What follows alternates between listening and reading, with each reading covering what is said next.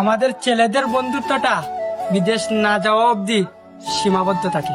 Hello everyone, কি খবর? আসুন সব বালা। ওয়েলকাম টু জেকে ভাই ব্লগ। তো জেকে ভাই আজকে যে নতুন একটা ব্লগ ভিডিও নিয়ে আজকে হঠাৎ খরিরে ভাই গেছিলাম কি পাঞ্চির রেস্টুরেন্ট।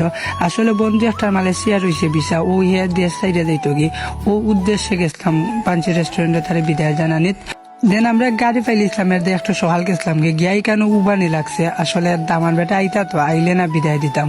অপেক্ষার প্রহর শেষ হয়ে যায় ভাই, অবশেষে টাইন আইলা গাড়ি এখান দিয়া আইয়া এখান টাইন সবার লগে মিটমাট করলা হাত মিলাইলা সবে কিতা করো বালা আসনি দামান বেটো আইলা।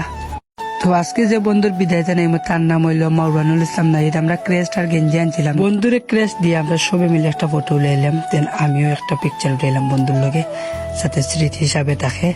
দেন খেগো আনছিলাম যাতে খাইটা কুটতে একটু মজা করা যায়।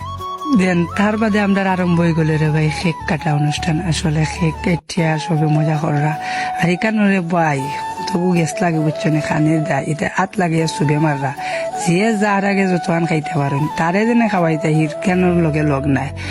আমিও আতারা ইয়াও বাদাম দিলাম ইবাই দিয়ে কেউ বেশি চাইও না বুঝছো নিতে সরম খানির জিনিসও আসলে বেশি ওয়েট করতে নাই, যে যতক্ষণ খাইতে পারো সুবে মারো হাত লাগাই আমারও।